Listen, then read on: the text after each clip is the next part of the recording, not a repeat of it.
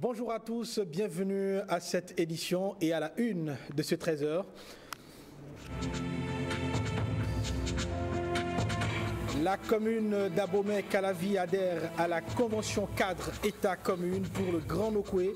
Son conseil communal lui en a donné quitus. C'est à la faveur d'une session extraordinaire tenue ce mercredi. Coup de projecteur sur les musées en ce 18 mai. C'est la journée mondiale des musées. Entre conservatoires de patrimoine culturel et des études infrastructurelles, nous irons à la découverte de nos musées au Bénin. Noélie Yarigo s'adjuge le bronze aux Jeux de la solidarité islamique de Bakou en Azerbaïdjan. La championne aux 800 mètres vient d'offrir la première médaille au Bénin à ces Jeux.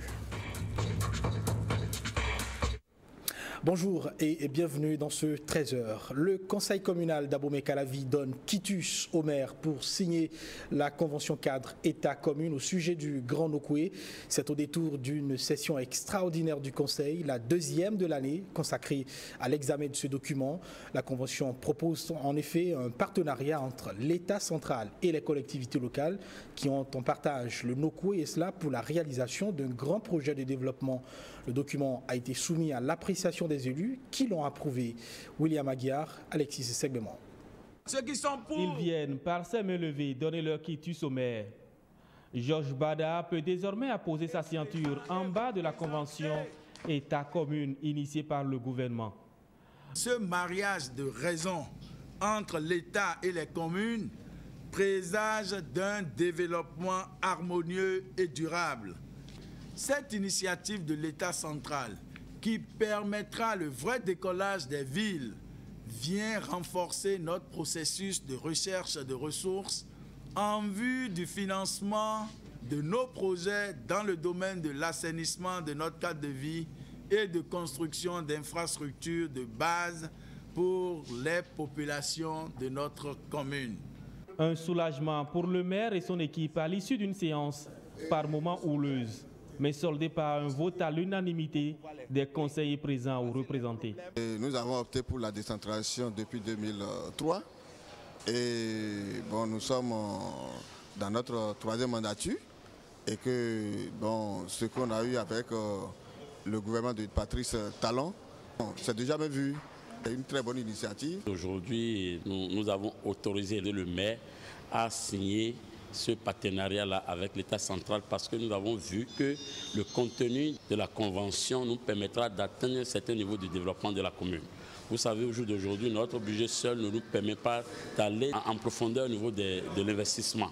Il y a le problème d'assainissement, le problème de nos routes. La commune seule ne peut pas gérer ça. Georges Bada a profité de cette session extraordinaire, la deuxième de l'année, pour rendre compte au conseil communal de son dernier voyage en Russie. Un voyage qui a permis à l'autorité de faciliter l'accès au marché russe aux opérateurs économiques d'Abomey-Calavi et de finaliser un accord de jumelage entre Calavi et une ville russe. Et à l'occasion de ce conseil extraordinaire, les conseillers communaux d'Abomey-Calavi ont réitéré leur soutien à ce projet du gouvernement et à toute autre action visant le bien-être des populations. Ils l'ont fait savoir à travers une déclaration. La substance de leur message, toujours au micro de William Aguiar et d'Alexis Seglement. Considérant que dans le cadre de l'amélioration des conditions de vie des populations et pour relever le défi de l'insuffisance et l'inadéquation des infrastructures socio-économiques de base, le gouvernement a mis l'accent sur le renforcement des services sociaux de base et de protection sociale, considérant que pour atteindre ce noble objectif, le gouvernement a pris l'engagement d'associer les communes à travers un partenariat formel État-commune. Nous, élus communaux de la troisième mandature du conseil communal d'Abomey-Calavi, prenons l'engagement d'accompagner et de soutenir le gouvernement dans la réalisation de tous les projets visant l'amélioration des conditions de vie des populations d'Abomey-Calavi.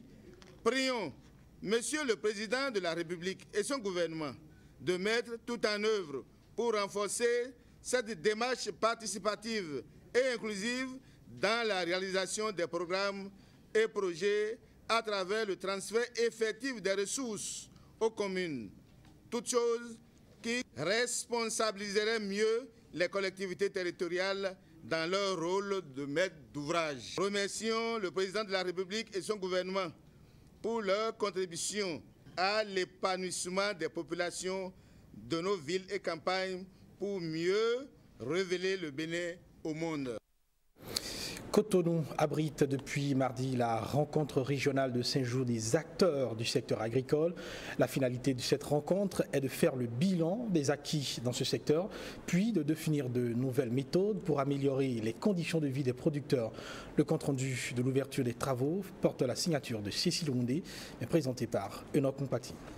C'est un atelier de renforcement de la dynamique d'implication des organisations paysannes des États membres de la CEDEAO dans le secteur rural. Il a pour objectif de définir une stratégie concertée de participation des plateformes nationales. Cela pour l'élaboration des programmes nationaux d'investissement agricole, de sécurité alimentaire et nutritionnelle. Il y a eu des avancées, mais il mérite encore plus d'actions à aller davantage sur la mise en œuvre. Et c'est pour cela que nous avons souhaité qu'il y ait plus d'implication, qu'il y ait plus d'engagement, qu'il y ait plus de financement, mais qu'il y ait plus de cohérence entre les deux politiques, mais aussi entre le niveau régional et le niveau national. Le Bénin a respecté les différentes étapes que nous avions définies à l'échelle régionale pour finaliser et valider son PNIASAN. Il est apparu que les organisations paysannes béninoises et les autres acteurs de la société civile ont parfaitement joué leur rôle. C'est l'occasion pour l'autorité de tutelle d'inviter toutes les parties prenantes à prendre une part active au cours des travaux. Votre participation à l'élaboration des politiques et programmes de développement agricole est capitale, d'autant plus qu'il s'agit des propositions provenant directement des exploitations familiales et des acteurs des chaînes de valeur ajoutées. Je vous invite donc à approfondir les débats, évaluer minutieusement les acquis depuis le début du processus, apprécier le niveau de votre participation et définir les actions indiquées pour en maximiser l'efficacité.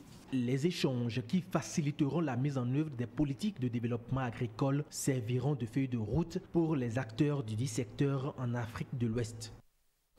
Allons à présent à la découverte de cette production Made in Benin, typiquement béninoise donc, les boissons IRA. Ces boissons sont le fruit de l'entrepreneuriat et du génie béninois pour une plus-value dans l'agroalimentaire. L'usine de fabrication de ces produits est installée à Alada, dans le département de l'Atlantique. Nos reporters ont été embarqués dans une visite guidée pour mieux apprécier les conditions de production dans les locaux de l'industrie Promo Fruits Bénin. Cécile Roundé et Patrick Benoît. Nous sommes ici au cœur de l'usine Promo Fruits Bénin. Une première au Bénin. Depuis 2002, cette usine produit du jus d'ananas en canette dénommé jus d'ananas IRA. Ce jus est exclusivement l'extraction d'ananas produit au Bénin. Nous avons mis en place un système où il y a des techniciens d'encadrement qui coachent les producteurs sur les différentes techniques culturelles. Et depuis la mise en terre des plantules jusqu'à la récolte, ce qui nous permet d'abord d'avoir de gros fruits de qualité et à maturité acceptée.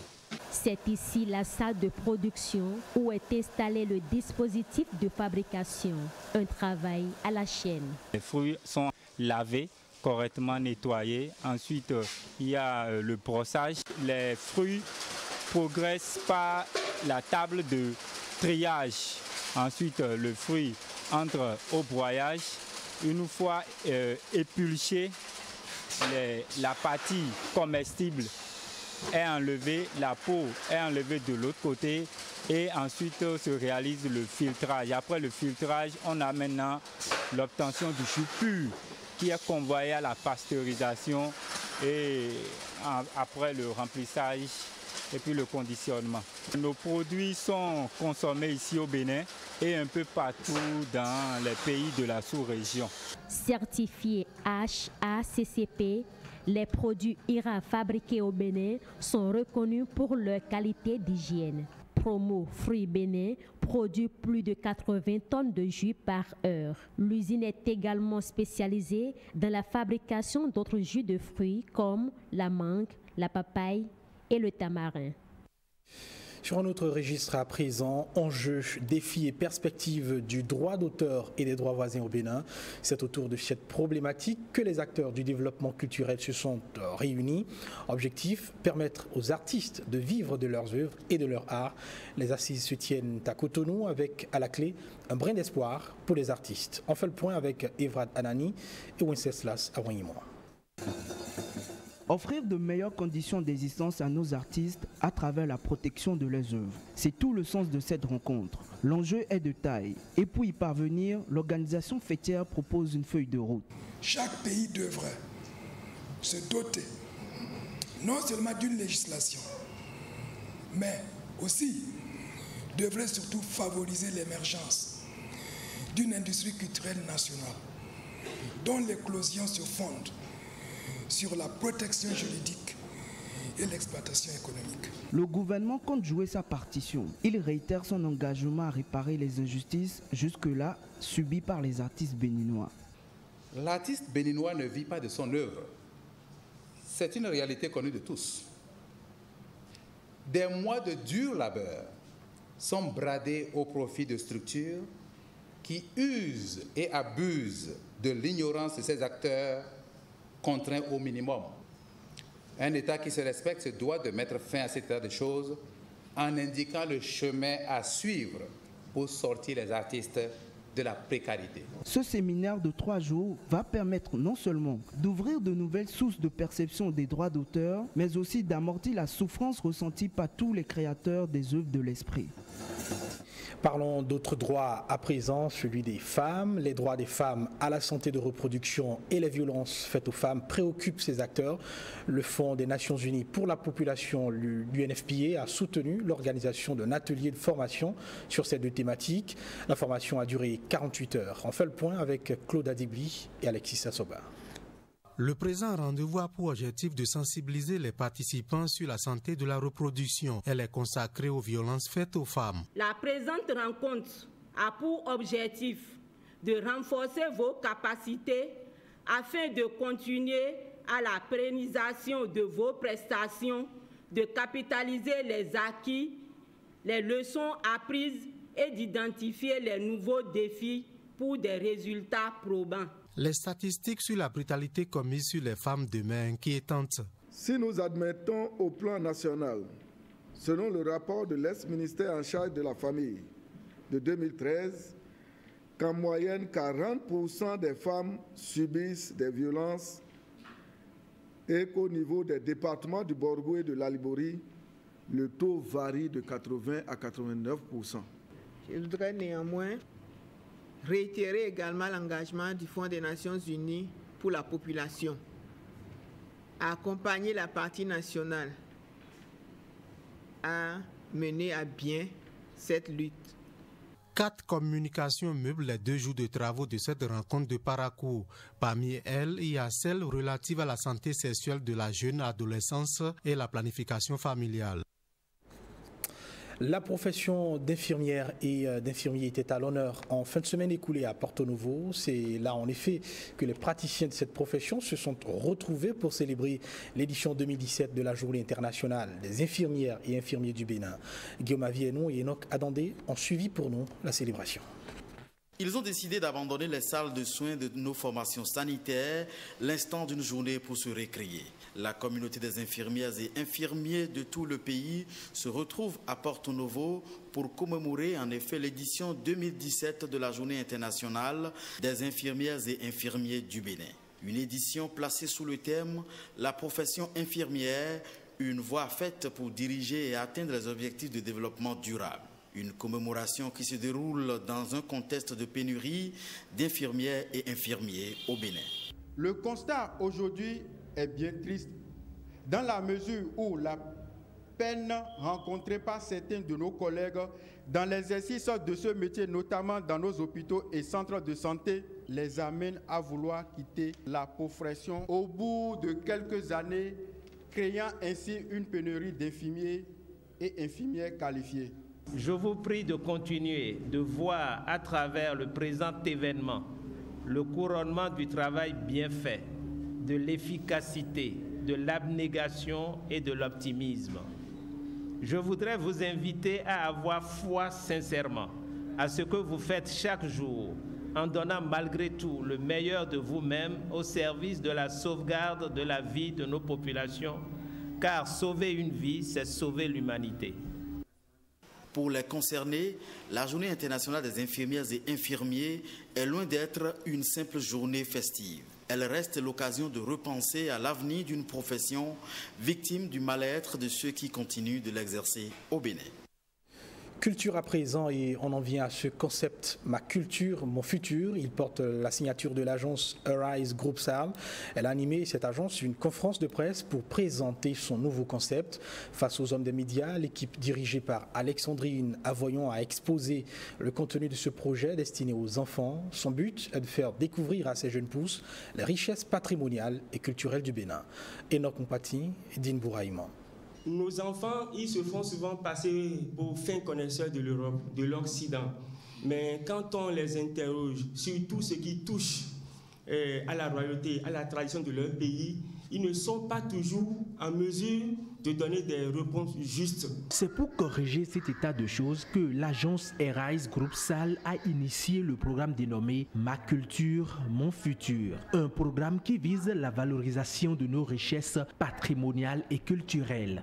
Ma culture, mon futur nous amène à la base, à la source, que nos enfants, leur inculquer notre culture, les emmener à aimer notre culture, à la porter mieux que nous-mêmes. Ce programme, qui comprend plusieurs innovations, est ouvert à tout le monde avec pour cible principale les enfants. Le projet Ma culture comme mon futur, qui consiste dès le bas âge à inculquer cette culture à nos enfants, se présente sous plusieurs angles.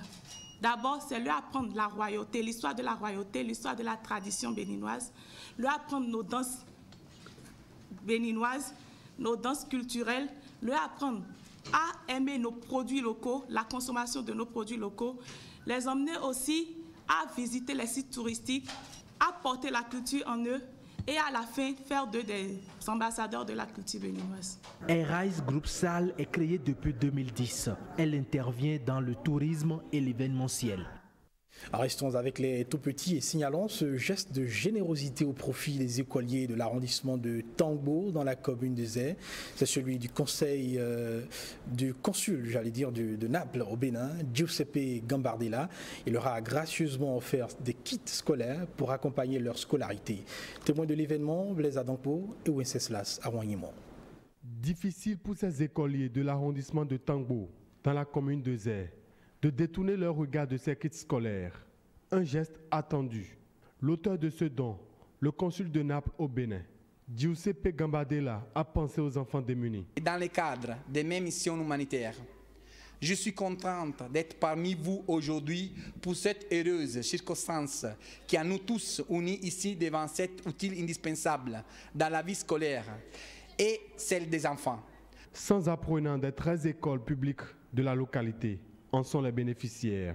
Un acte de générosité. Votre temps de quitter aux enfants démunis est un grand bien pour l'arrondissement de Tangbo. Nous gardons en souvenir pour la rentrée prochaine ce que vous nous avez donné. Les enfants pour qui vous venez faire ce plaisir garderont en mémoire ce que vous êtes.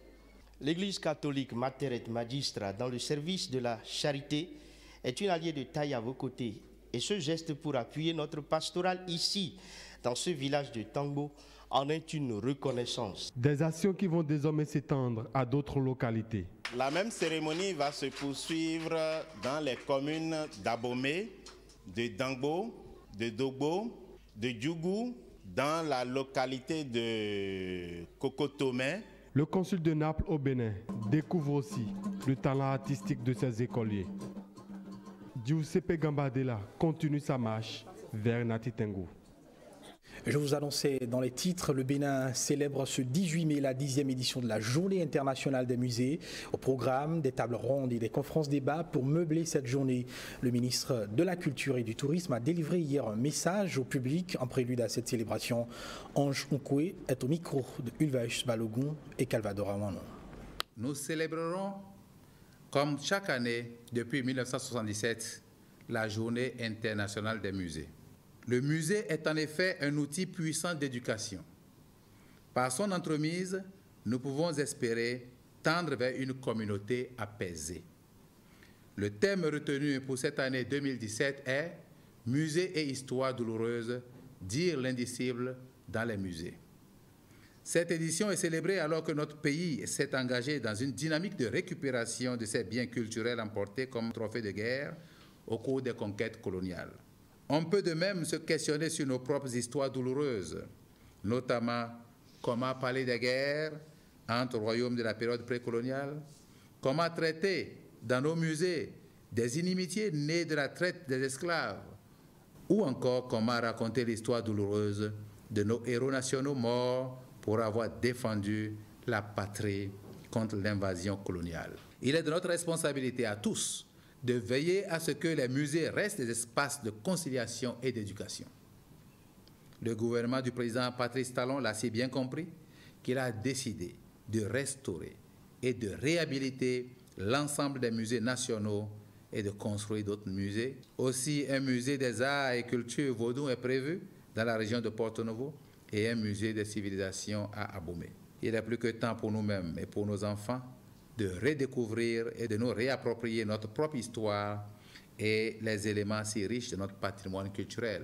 Pour la célébration de la Journée internationale des musées 2017, l'entrée dans les musées nationaux du 18 au 21 mai sera gratuite sur toute l'étendue du territoire national. Restons dans la dynamique de la célébration de la Journée internationale des musées pour revisiter quelques musées dont regorge notre pays, ses conservatoires, mémoire vivante des reliques de l'histoire de certains royaumes du Bénin. Patrick Jossou nous embarque dans une sorte d'immersion dans l'univers coloré et symbolique de ces musées. Explication à de jeunes visiteurs. On est au Palais Royal Romain, à Fioba, à Rogbonu, à Djaché, Porto Novo. Par groupuscule, les enfants viennent découvrir l'histoire vivante où des rois Teagbani, mort en 1729, à Degbefa, décédé en 1976, en passant par Detofa, parti en 1908, le royaume est devenu la ville capitale du Bénin, Est-Dahomey. De ce musée, Sacré Palais Royal, allons à l'ancienne forêt sacrée, musée des plantes. Voici un arbre de plus de 300 ans, l'Iroko, roi des végétaux de la forêt. C'est devant ce géant de 40 mètres de taille que le roi faisait exécuter ou gracier les condamnés à mort. Un lieu où les élèves visiteurs viennent faire les cours en plein air sur les sciences de la vie et de la terre, SVT. Le jardin est bel et bien un paysage culturel. Dans la tradition, les royaumes devraient avoir une ou des forêts sacrées. Et donc celle de Rogbonu était établie ici. Le jardin, c'est le poumon vert de la ville de Porto Novo. C'est obligatoire que chacun de nous puisse visiter cet espace-là afin d'en tirer profit, mais aussi afin de prendre conscience de ce que représente la nature. Coup de cœur avec le gestionnaire du jardin des plantes et de la nature. Ce jardin prolonge le musée des plantes en face. Maintenant, allons au musée ethnographique Alessandre Senou à Dandé. Voilà une carte ethnique du Bénin qui nous fait entrer dans la sphère culturelle et culturelle de l'Est-Dahomey. Mes coups de gueule avec un visiteur artiste plasticien qui compare avec d'autres pays visités. La communication au musée aujourd'hui, ça se fait sur écran ou par casque. Mais nous, on est encore à la bouche. Il faut que les gens répètent en longueur de journée. S'il y a 1000 visiteurs, il faut que la personne répète ça 1000 fois. Il sera épuisé. Mais j'ai vu des objets de mon pays au musée Quai Branly. Mais ça n'existe même pas chez nous. Et ça fait la richesse de la France. Même si comparaison n'est pas raison, ce qui est sûr, Porto Novo, capitale politique, a au moins quelques musées. À quand le musée de Cotonou, capitale économique? Grosse interrogation. Et dans cet univers muséal, restons-y et découvrons le musée de plein air de Parakou. Ce conservatoire végète en effet depuis quelques années dans une sorte de léthargie sans pareil. Cette infrastructure à caractère ethnographique et qui devrait présenter le Bénin dans sa diversité culturelle tombe peu à peu dans l'oubli. Une de nos équipes s'est rendue sur le site qui abrite cet espace pour constater ce qui reste de ce musée. Voyez les images. Nous sommes bel et bien à l'intérieur du musée de plein air. Loin de ses objectifs et prévisions de départ, l'infrastructure est dans la désuétude. Tout manque ici. Nous avons des problèmes d'ordre matériel et d'ordre financier. Quand, par exemple, on programme les PTA, les plans de travail annuels, les musées ne sont pas pris en compte. De telle manière que nous évoluons comme si c'était des structures privées. C'est nous-mêmes qui nous débrouillons avec le peu de sous que nous arrivons à mobiliser. Le musée ne dispose d'aucune politique de renouvellement de sa galerie. L'existant n'est que le fruit d'une collecte de proximité avec des moyens de bord. Il faut parler dans les familles pour faire d'abord de la prospection et vous trouvez des objets qui sont significatifs. Et là, quand les propriétaires ou les détenteurs de ces objets sont d'être généreux, ils vous les donnent, mais il y en a qui vendent. Les outils agricoles, la poterie, l'art vestimentaire ou encore les instruments de musique, des stands garnis, mais pas de visiteurs. La visite des musées n'est pas ancrée dans nos mentalités, même ceux qui sont cadres. Il y a des gens qui ont vécu ici, ils ont grandi, ils sont nés à Parakou, mais qui ne savent même pas qu'il y a un musée ici. Aujourd'hui, ce qui reste des 51 hectares de la superficie du musée est grignoté de toutes parts. Des débits de boissons accueillent les visiteurs. On avait émis l'idée de création d'une buvette pour que nos visiteurs qui auraient fait le parcours des 9 cases puissent au moins se désaltérer. En dehors de ça, nous avons eu 2 marquises. Et en réalité, c'est ça qui fait vivre le musée. L'état du musée préoccupe la municipalité de Parakou. Un projet de rénovation est en gestation. Présenter le Bénin en échantillon, c'est l'objectif de départ. Le retour à la source pourrait ouvrir le chemin à la renaissance du musée de plein air de Parakou. On sort maintenant des musées et on parle sport. Et cette nouvelle plutôt intéressante pour le sport béninois. Qualifié hier, Noélie Yarigo s'est adjugé la médaille de bronze en finale des 800 mètres aux Jeux de la solidarité islamique de Bakou en Azerbaïdjan. La championne béninoise offre ainsi au Bénin sa première médaille de ces Jeux et ouvre donc le bal des médailles pour le compte des athlètes béninois. Voici le récit que nous propose Blaise Adampo. Noélie Yarigo permet au Bénin de remporter sa première médaille aux Jeux de la solidarité islamique. L'athlète béninoise du 800 mètres a réalisé un chrono de 2 minutes 2 secondes et 60 centièmes. En finale, la béninoise s'offre la 3e place du podium, derrière respectivement la marocaine Akoui Malika et l'ougandaise Nakai Alima. Une performance qui lui offre ainsi la médaille de bronze de ses 4e Jeux de la solidarité islamique.